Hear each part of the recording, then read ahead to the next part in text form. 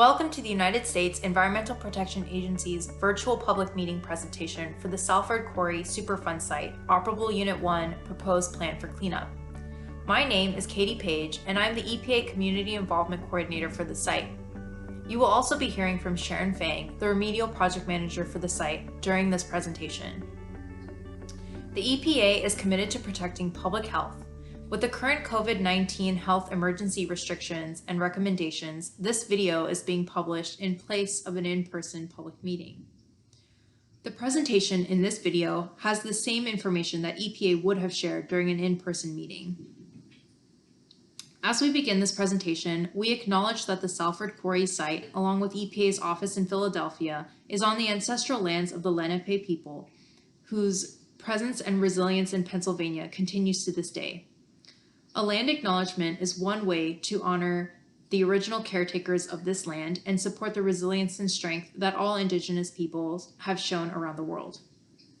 The goal of this presentation is to provide information on the Salford Quarry site and the Superfund cleanup process. Sharon will discuss the proposed plan for the cleanup of a portion of the site EPA calls Operable Unit 1, or as sometimes you'll see in the slides and document as OU1. Operable Unit 1 refers to the waste that was disposed of in the quarry and soil around the quarry that was contaminated by that disposal. Sharon will talk more about this later. EPA is looking for your comments on this cleanup plan. We are accepting comments in a number of ways on the plan for cleanup at the site. Details on how you can provide comments to EPA will be covered at the end of this presentation. Please see the Salford Quarry site webpage for the full text of documents discussed here and additional information or updates on the site at any time. Sharon, please go ahead. Thank you, Katie. Hello, everyone. My name is Sharon Fang, and as Katie mentioned, I'm the Remedial Project Manager for the Salford Quarry Superfund site.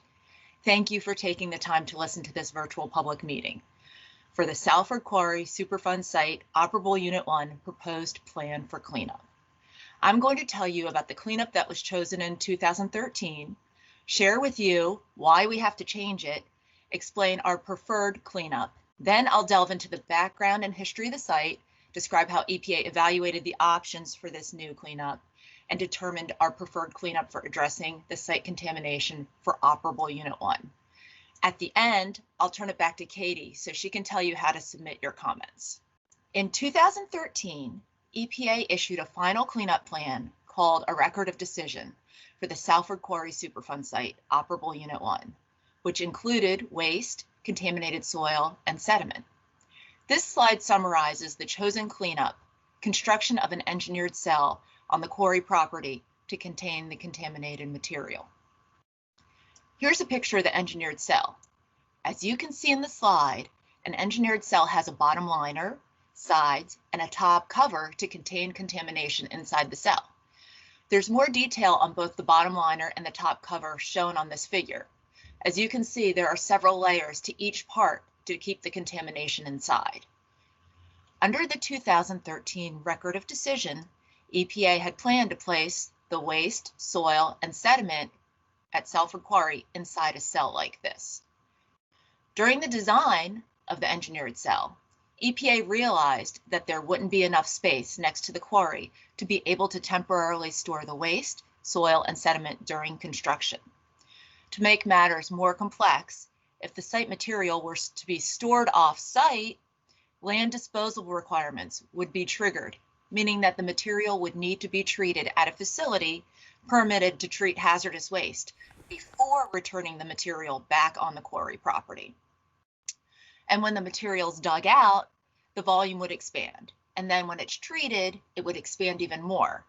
So there wouldn't even be enough space in the cell to hold all this material if it were to be trucked off-site, treated, and returned. This slide shows the quarry.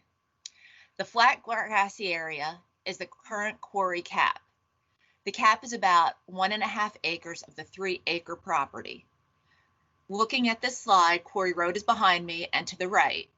The rest of the 3-acre property is a thin strip of land at the top of the exposed rock walls. There wouldn't be enough space to temporarily store waste and contaminated soil while a cell were being built. This slide shows Quarry Road. If I were standing on the cap, Looking down at Quarry Road, on the other side, the ground drops into the floodplain of the West Branch of the Skippack Creek. We wouldn't be able to temporarily store waste or contaminated soil here either. So we need to change or amend the cleanup selected in 2013. This proposed plan shares the rationale for changing the cleanup and suggests EPA's preferred cleanup. The final cleanup plan for operable Unit 1 will be issued in a record of decision amendment after our public comment period closes and your comments are considered. In this proposed plan, EPA prefers what we call WS11. WS stands for waste and soil. We use that naming convention to keep track of the waste and soil cleanup options. WS11 includes constructing a perimeter wall and cap to contain the contaminated material on site. We are looking to prevent direct contact and minimize water, both groundwater and surface runoff, from carrying the contamination in the quarry into the environment. A perimeter wall is a wall that's installed underground to stop groundwater from flowing into the waste from the sides. It can be built out of various materials, such as bentonite slurry, high injection grout, or sheet pile metal. Both the perimeter wall and the waste would be beneath a cap designed to contain hazardous waste. This type of cap is referred to as a RCRA cap. RCRA stands for Resource Conservation and Recovery Act, which is the law that created the standards for properly managing hazardous waste. You'll see this term RCRA throughout the slides and proposed plan. Excess contaminated material that cannot fit beneath the cap will be disposed of off-site. Because of limited space under the cap, EPA will address the sediment as part of operable Unit 2. The cost of WS11 is about $6 million, which is the average of the 3 different types of perimeter walls.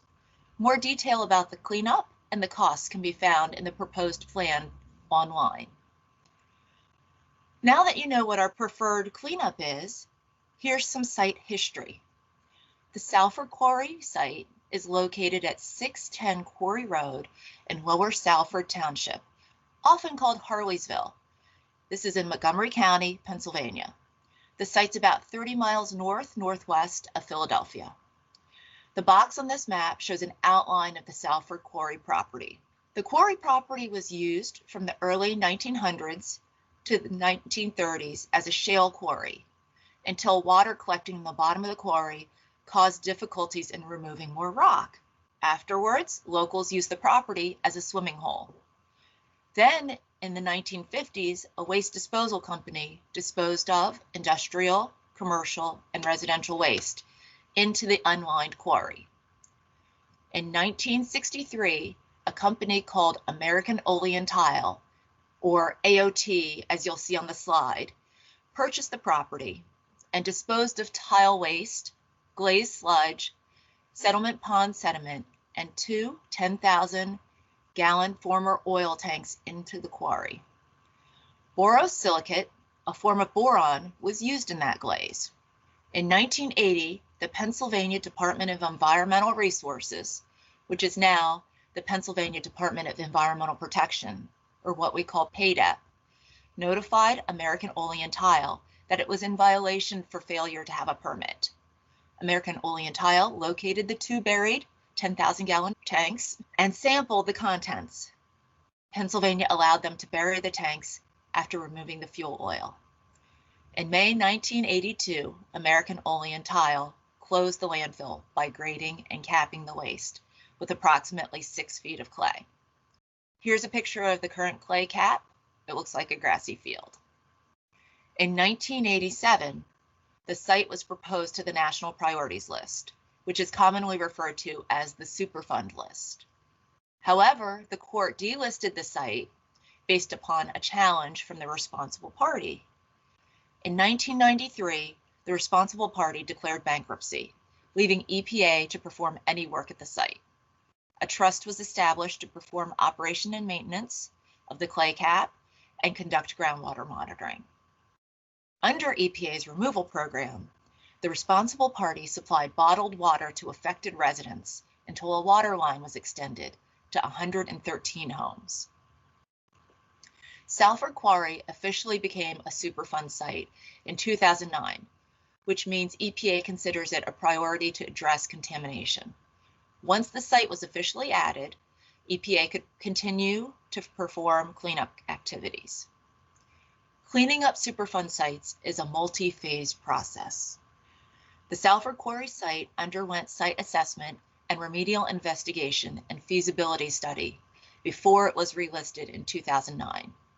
During the remedial investigation, the nature and extent of contamination was identified, and a risk assessment was conducted. The draft remedial investigation feasibility study report was issued in 2007 for all environmental media: waste, soil, groundwater, surface water, and sediment. After the 2007 remedial investigation and feasibility study, EPA split the site into operable units in order to move operable Unit 1 through the cleanup process. Operable Unit 1 is the waste and contaminated soil, which is the source of contamination to the groundwater, surface water, and sediment. Once operable Unit 1's cleanup is in place, EPA will monitor the groundwater, surface water, and sediment. This data will inform what the cleanup needs to be under operable Unit 2. Right now, EPA doesn't believe that vapor intrusion is an issue at the site. However, we included it in operable Unit 2 if the monitoring data shows that cleanup may be needed. Here's a picture of Salford Quarry's site features. The red line is the quarry property. The light green area inside that red line is the 1.5 acre quarry cap. Quarry Road runs along the west edge of the site, and the west branch of the Skippack Creek is on the other side of Quarry Road. The surface water and sediment samples from the 2007 remedial investigation were taken next to and in the creek, as you can see by the orange sampling points. The red dots on the figure are monitoring wells. That's how we sample water in the ground. Monitoring wells immediately surrounding the quarry were part of the original investigation. They're labeled MW1 through MW10. During design, more wells were installed in 2014 near the quarry, but at deeper intervals, called B and C, at existing well locations MW1, MW8, and MW9. Groundwater runs from the quarry to the southwest. During design, we tried to place a well cluster further down gradient from where MW10 is, but we weren't able to get access. Then in 2018, we were able to place 4 wells down gradient to fill this data gap. These are shown in the box over on the left. The red property line in this box gives you an idea of these well locations with respect to the quarry. And these wells are named MW11, MW11B, MW12, and MW12B. Now I'm going to talk about the risks associated with the site soils. Investigation results for soil show unacceptable risk to a future child resident living on the quarry from metals. This slide shows where the soil samples were taken. Exceedances were at SL07 and SL08. Surface and subsurface soils were collected at 5 locations situated around the perimeter of the landfill and 3 locations off-site and up gradient from the landfill. Each sample location had surface soils taken from 0 to 6 inches below ground surface, and another interval called a subsurface soil sample taken from 6 inches to 24 inches below ground surface. As I mentioned, SL07 and SL08 were the only samples that showed unacceptable risk. Now I'm going to talk about the risks associated with the waste buried in the quarry. During the investigations, EPA found tile and municipal waste to the bedrock surface, which is between 35.5 to 37.5 feet below ground surface. Cadmium and lead concentrations in the tile waste exceeded federal regulatory limits for hazardous waste. which indicates the potential for these contaminants to migrate into groundwater. There's no federal limit for boron, even though boron is detected at extremely high levels in the upper tile waste and is pervasive throughout both the tile and municipal waste. Investigations show boron contamination in the waste could leach into groundwater. The toxicity characteristic leaching procedure methodology is used to determine if a waste is hazardous. The process simulates leaching through a landfill. As previously mentioned, the quarry waste is hazardous for cadmium and lead, but boron, which is what we're seeing as impacting the groundwater, has no federal limit for this toxicity characteristic leaching procedure or no federal limit for drinking water. So EPA developed a risk-based concentration for boron in groundwater. This risk-based concentration is 4,000 micrograms per liter, or what we'll call parts per billion. The groundwater beneath the quarry is consistently 200,000 parts per billion or more. This is almost 3 orders of magnitude higher than the acceptable risk. There is unacceptable risk to future residents living on the quarry and drinking water beneath the quarry. The good news is that no one is currently living on the quarry and drinking the groundwater. A water line was installed for residents in the 1990s. However, it's EPA's policy to clean groundwater to beneficial reuse, meaning back to its intended use. At Salford Quarry, that intended use is drinking water. This slide shows the plume of boron from the early 1990s. This plume informed our conceptual site model of how groundwater carries contamination from the quarry waste down gradient. This next slide shows that conceptual site model of waste being carried down gradient by groundwater in a cross-section view. So that means if you were to take the plan view and cut it in half and look at things moving up and down. This slide shows boron concentrations from 2004. It shows the area of groundwater contamination above the risk-based standards. This area appears to have receded compared to the previous slide from the early 90s, and it appears that this area is in the area immediately surrounding the quarry. EPA thinks that this has happened for a few reasons. Firstly, a water line was extended to 113 residents, so there was no longer pumping that was pulling that water down gradient.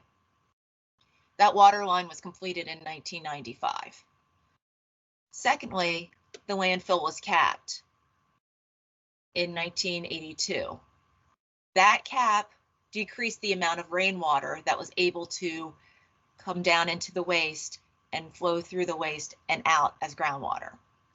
And number 3, fewer residential wells were open to be sampled. That was just a construct of the water line being extended. Many residents opted to abandon their groundwater wells that they used to use for drinking.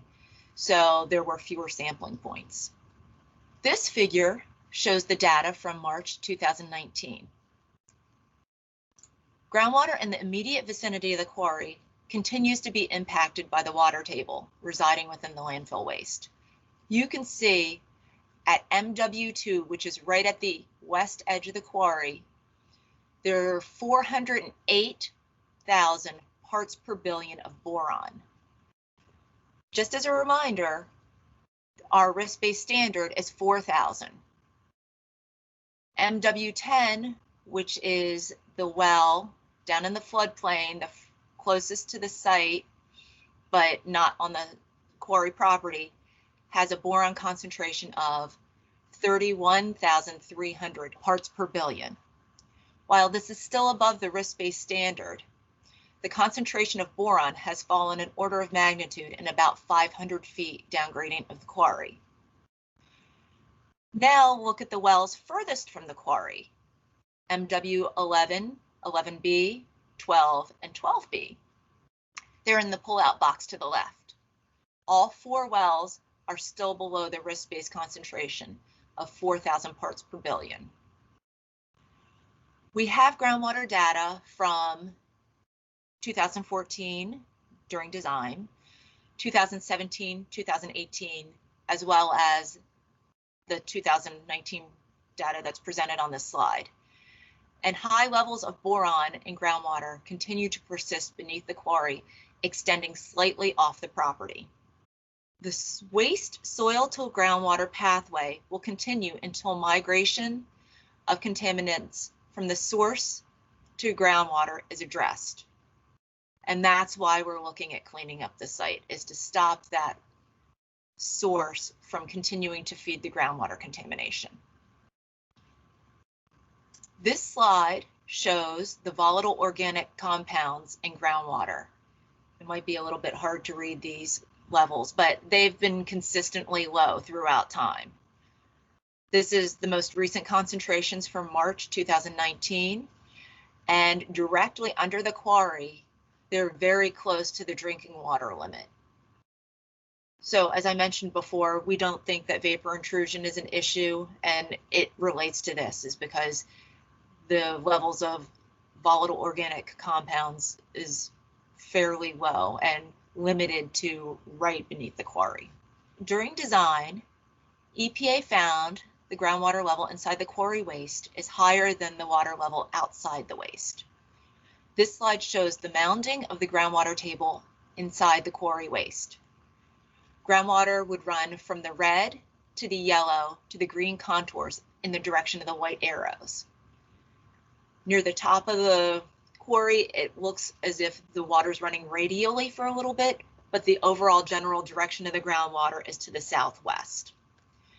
This mounding of groundwater within the quarry could result in additional migration of contaminants from the waste to the groundwater. EPA also found that the clay cap that was installed in 1982 has lost some of its original integrity to keep rainwater out of the quarry waste. When it rains, the water percolates through the waste. The water level rises and provides an additional opportunity for contamination in the waste to be mobilized into the groundwater. EPA has defined specific goals called Remedial Action Objectives to ensure the preferred cleanup reduces unacceptable risk to human health and the environment.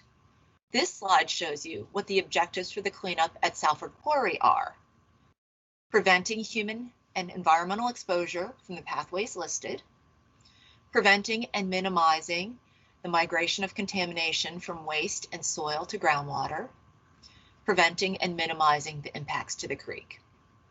These are the same remedial action objectives as in the 2013 Record of Decision. The objectives pertaining to sediment were deleted since we're now dealing with sediment under Operable Unit 2. In order to change the 2013 cleanup plan, EPA conducted a revised feasibility study to identify and evaluate options to protect human health and the environment from potential risks associated with Operable Unit 1. The options considered for waste and soil are shown here. WS01 is no action. WS10 is in situ solidification stabilization. WS11 is a perimeter wall and a Resource Conservation and Recovery Act cap. WS15 is an engineered cell that was originally selected in the 2013 ROD, but it was modified because not enough space was available near the quarry to build it as it was put forth in that Record of Decision. Alternative WS1 is a no action alternative and required by the National Contingency Plan to provide a baseline. No action means that EPA would not take an action to remediate the contamination. This would only be selected if the site were currently protective of human health and the environment. The cost of this alternative is zero. Alternative WS10, 2 solidification stabilization. This entails mixing the waste and soil in the ground or in situ with a stabilizer to immobilize and keep the contaminants in place. The stabilizer is often Portland cement, but could be other materials based on a treatability study that must be performed during design. After the material is solidified or stabilized, a protective cap would be placed over top.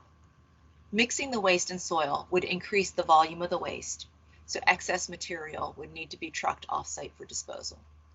The cost estimate is $16 million.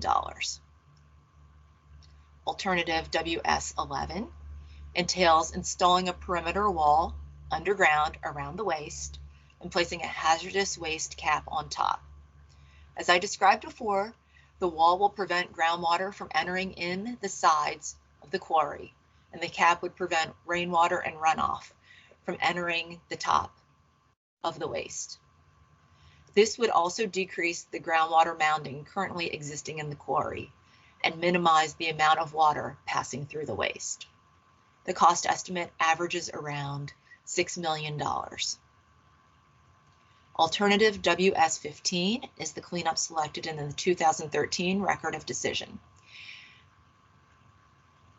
And it's an engineered cell. This cleanup's modified because there isn't enough room to stage the material next to the quarry. This option includes temporarily storing the material off-site, which triggers regulations requiring treatment before placing it back in the quarry. Excess volume would need to be disposed of off-site. And because this material will be treated, a protective clay cap would be placed over top as opposed to a RCRA or hazardous waste cap. The cost estimate is about $25 million. All of these options, except for no action, would require regrading and revegetating, monitoring groundwater, surface water, and sediment, operation and maintenance of the cleanup, engineering and legal controls to prevent access. When EPA develops the cleanup plan for any site, there are 9 criteria that we use to evaluate the possible cleanup options. EPA completed an individual evaluation of each cleanup option for the Salford Quarry site against the threshold and primary balancing criteria listed on the slide. We then evaluate the relative advantages and disadvantages of our preferred cleanup based on the consideration of these 7 criteria. The public comment phase allows us to evaluate the modifying criteria, state acceptance and community acceptance. This public comment period is important because it allows us an opportunity to seek feedback from you, the community, before making any final decisions regarding our long-term cleanup plan for the Salford Quarry site. This slide shows how EPA evaluated cleanup options through the lens of the 7 criteria. Since alternative WS1 doesn't take an action, it doesn't meet the first criteria of protecting human health and the environment. The other 3 cleanup options are evaluated for each of the top 7 criteria in the proposed plan. The community acceptance will be evaluated in response to your questions and comments submitted during this comment period. State acceptance will also be evaluated from Pennsylvania's comments during the same time period. EPA's preferred cleanup is WS11, the perimeter wall and Resource Conservation and Recovery Act cap, since it effectively addresses the source material for the least cost and can be constructed in less than a year with the least disruption. This slide shows the elements expected under this cleanup. This slide shows a cross-section of the quarry. The sky is at the top, bedrock surrounds the waste and is at the bottom. The blue line represents groundwater. The black vertical lines on both sides of the waste are the perimeter wall. Imagine this is a slice because the wall encircles the waste. And the hatched arc on top of the waste is the cap. So what do we mean when we say perimeter wall and multi-layer impermeable cap? We're proposing to install a perimeter wall underground to circle the waste that's being impacted by the groundwater. The wall would be connected to the top of the quarry rock to minimize the amount of water that can flow into the waste from the sides. These walls can be different materials. We priced out 3 different types: bentonite slurry, grout barrier, or sheet pile. We're intentionally allowing the designers and construction contractors the flexibility to select the material of the wall based upon criteria needed to keep the water out. Even though the bottom of the quarry will remain as is, EPA doesn't anticipate much water being able to rise into the waste with the wall and the cap. As I mentioned before, the quarry stopped mining shale when they had difficulty dealing with the water, so the natural elevation of groundwater should be close to the bottom of the quarry, if not below the bottom of the quarry during dry times of the year. Currently, water is mounding inside the quarry footprint, likely due to rain and runoff coming down through the top. Once the cleanup is in place, EPA expects the water table to revert to its natural level. This slide shows a schematic of what we expect to happen with that groundwater after cleanup. This slide shows EPA's preferred cleanup for soil and waste. Once in place, monitoring will occur to see how this affects groundwater, surface water, and sediment. Just to recap, cleanup of Operable Unit 1 will inform what we do for Operable Unit 2 at the Salford Quarry Superfund site. Thanks, Sharon, for that detailed explanation of Operable Unit 1 and EPA's preferred cleanup. Additional information can be found in the administrative record, which can be found on the site webpage, www.epa.gov/superfund/Salford Quarry. Following the public comment period, we will issue the Record of Decision Amendment, which is the formal and legal document that includes the changed cleanup plan for Operable Unit 1. The Record of Decision Amendment will contain EPA's responses to your submitted comments in a responsiveness summary. After the Record of Decision Amendment, EPA will enter the phase of remedial design and remedial action. This is when detailed engineered plans are developed and cleanup action is performed in the field. As Sharon also explained, this is EPA's preferred cleanup, but community input and questions are considered. That is why EPA is accepting comments on this proposed cleanup between December 15th, 2020 and February 12th, 2021. We extended the public comment period to allow extra time for comment because of the holidays. Comments can be submitted 3 ways, and all means of submission will be treated equally.